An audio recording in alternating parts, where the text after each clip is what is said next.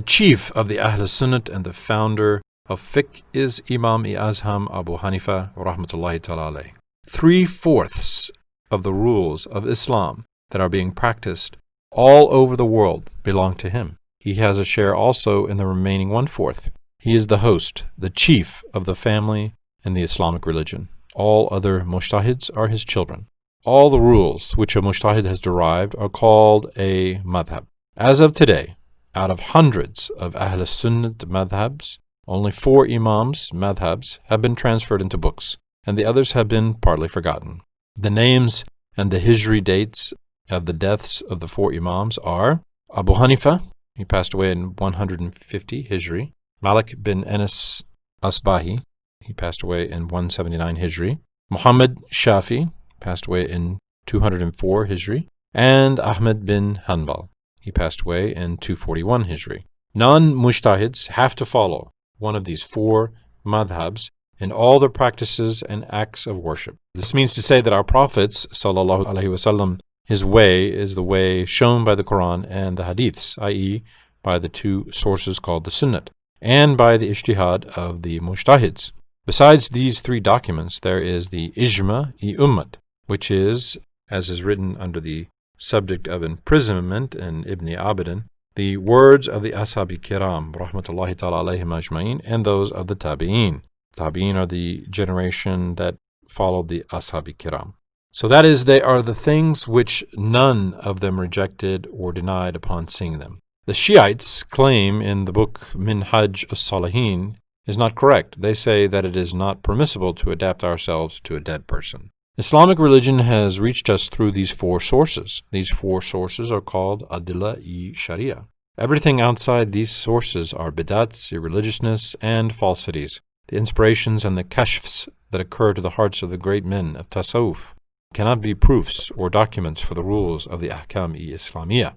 Correctness of the kashfs and inspirations is judged by their compatibility with the Ahkam-i-Islamiyah. A wali who has attained a high grade in Tasawwuf or Wilayat has to follow a mujtahid, like Muslims in lower grades. The awliya, such as Bistami, Junayd, Jalaluddin Rumi, and Muhyiddin-i-Arabi, were raised in rank by adapting themselves to a madhab, as everybody else did.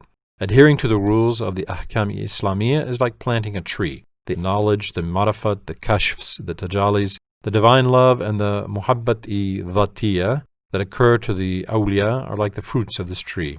Yes, the purpose in planting the tree is to get fruit. But it is necessary first to plant the tree for obtaining the fruit. That is, unless there is iman and the rules of the Ahkam-i-Islamiyah, and unless these are performed, there can be no tasawwuf, tariqat, or awliya. Those who claim so are zindiqs and irreligious people. A note here, a person who saw the Prophet at least once when the Prophet was alive is called a sahabi. It goes without saying that a disbeliever could not be a sahabi or an ashab. So ashab means a Muslim who saw or heard the Prophet at least once. All of the ashab are called ashab-i-kiram. When we say ashab-i-kiram, we mean all the Muslims who were with him, spoke to him, listened to him, or at least saw him. If a person did not see the Prophet, but if he saw one of the ashab-i-kiram, he is called a tabi. The plural of tabi is tabi'in. When we say the tabi'in, we mean all the Muslims, each of whom saw at least one sahabi, at least once. A person who saw one of the tabi'in is called taba'i tabi'in. When we say salaf salihin, we mean the ashab kiram, the tabi'in, and the taba'i tabi'in. That's what salaf salihin means. And also to love for only Allah without including His attributes. This is referring to muhabbat-i dhatiyah. That is love for only Allah Ta'ala without including His attributes. So divine love is love for Allah together with His attributes. A person who endeavors to defend and spread his own thoughts under the name of Islam, though they are in fact incompatible with Islam, that is a person called a zindiq. We should beware from such people more than we would do from a vicious lion. A lion will only take away our life, but such people will take away our faith and iman and our next life. It is written in the book Maraj-i-Bahrain, which quotes Ahmad Zarruq as saying that Imam Malik rahmatullahi ta'ala alayhi said, anybody who dives into tasawwuf without learning fiqh becomes a zindiq, and anybody who learns fiqh and yet is not aware of tasawwuf goes astray. But those who obtain knowledge of both fiqh and tasawwuf attain the truth. Anybody who learns fiqh correctly and who tastes the sweetness of tasawwuf becomes a perfect kamil. All the early men of tasawwuf were in the madhab of a scholar of fiqh before they attained perfection. The statement, people of tasawwuf don't have a madhab, does not mean that they left their madhabs, but rather it means that they knew all the madhabs and that they always observed the rules of all of them. So in a way, it was a fifth way. So they knew all the rules of Hanafi, Shafi, Maliki, Hanbali, and they followed the azamats, the difficulties in each of these madhabs to make sure that all their actions were compatible to all four of them. So that was their fifth way. That's the people of tasawwuf. They performed their duties in accordance with what was best and what was on the safe side. Junayd-i-Baghdadi was in the madhab of Sufyan-i-Sahri.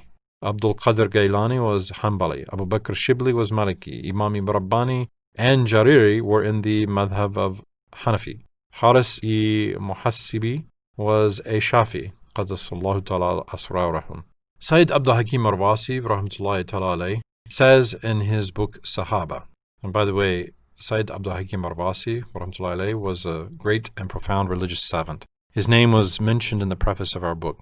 His letter to a university student radiates knowledge. It was translated into English and published as a brochure. The current book includes that letter. He passed away in 1362 Hijri, or 1943 of the Christian era. The English version of the book, entitled Sahaba, is available from the Hakikat Kitabevi in Istanbul, Turkey. So he writes in his book Sahaba, Ijtihad means to work with all of one's might, to strive and to take pains. In other words, it is to strive to derive the rules, to solve problems that have not been explained clearly and openly in the Quran or in the Hadiths, by likening them to matters that have been explained clearly and in detail. This could be done only by our Prophet ﷺ, by all his ashab, and of all the other Muslims, by those who have been promoted to the grade of ijtihad. These exalted people are called mujtahids. Allah Ta'ala commands us to perform ijtihad at many places of the Quran. Then it is fard for mutlaq mujtahids to perform ijtihad. They are great people who can understand the rules of the ahkam-i-islamiyya and religious matters lying in the depths of the ayats and hadiths that do not have clearly understandable meanings, by using their understanding of the text and the meaning that can be inferred from the text.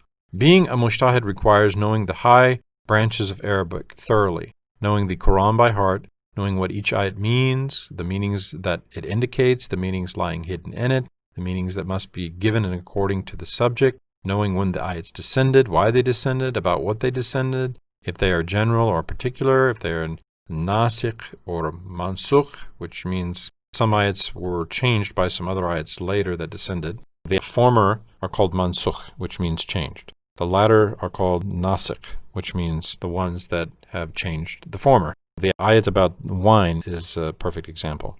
If the ayats are conditioned or unconditional, so what that's referring to is that some ayats depend on some conditions. For example, the ayat that reads, O believers, perform namaz, perform salat, is conditioned because to perform namaz, one has to be sane, in puberty, after pubert, and has to have a ritual ablution. But the ayat that reads, O people, have iman, is unconditional because everybody has to have iman. How the ayats have been derived from the Qirati Sabah and the Qirati Shaza. So Qirati Sabah, Qirati Shaza. So some ayats in the Quran are read in 7 different ways. Sabah means 7.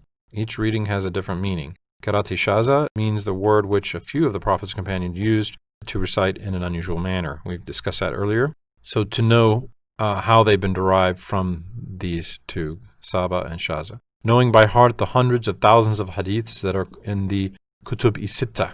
Kutub-i-Sittah is the 6 hadith books which all Islamic savants have confirmed to be correct. So they have to know all of the hadiths, the hundreds of thousands, by heart. And also in other hadith books outside of Kutub-i-Sittah. Knowing when and why each hadith was said and how comprehensive its meaning is. Which hadith is before or after the other. The events that have to do with it and upon what events and happenings it was said. By whom they were communicated or narrated, and the state of the morality of the persons who communicated it, knowing the methods and rules of the science of fiqh, comprehending the 12 branches of knowledge and the indications and symbols of the Quran and hadiths and their clear and hidden meanings, and having these meanings fixed in the heart, having a strong iman and a bright, pure heart, and a conscience possessing superior qualities and serenity. This is the quality of a mujtahid mutlaq.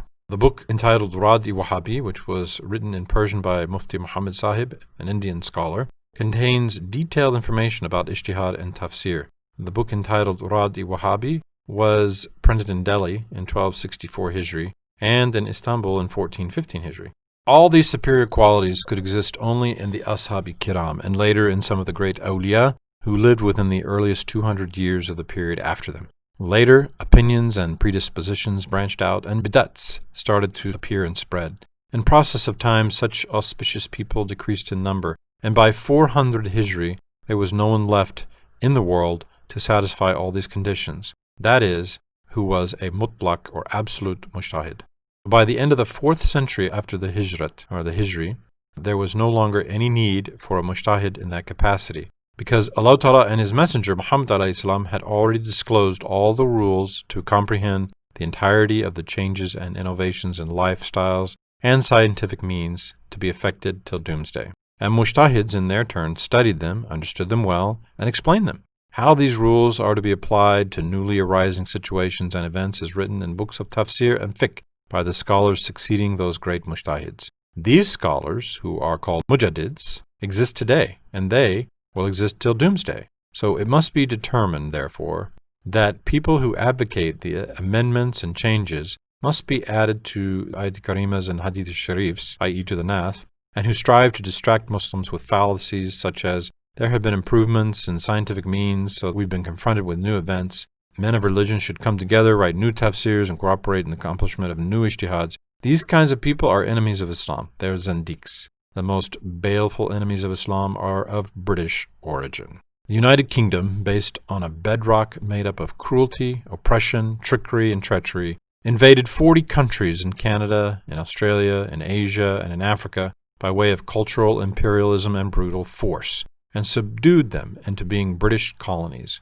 What they did first, as a requirement of the abhorrent British policy, was to exterminate the languages, the religions, and customs and cultures of those countries. The next step was to tap and exploit their subterranean and above-ground resources. All attempts of resistance were suppressed in a bloody manner. All madrasas and schools teaching the Islamic religion were closed. All scholars and men of religion who could show the right way to the people, including students, were put to death. It is written in the daily Turkish newspaper entitled Turkiye, and dated March 18, 2000, that during the Çanakkale War, 274,000 Muslims were martyred by the British. Books teaching the Islamic religion were destroyed so that the new generations should be raised as irreligious people. As the British annexed India during the Ottoman-Russian War in 1877, they had already guaranteed the support of Midhat Pasha. For Midhat Pasha, on account of his being a registered member of the notorious Scottish Masonic Lodge, had been used as a British agent by the British government, had dragged the Ottoman state into the war, and had had Sultan Abdulaziz, the 32nd Ottoman Padishah, and also the 97th Islamic Khalifa, martyred. Owing to the slanderous casuistry that a man of religion will not need scientific knowledge, which had been concocted by the spies being employed in the name of Western experts in cooperation with the westerly-orientated Ottoman statesmen, scientific programs were expunged from the madrasa curriculums. Thereafter, the men of religion who had thereby been deprived of scientific knowledge were blamed as ignoramuses who were unaware of science, which in turn was exploited as a stratagem for the estrangement of younger generations from Islam.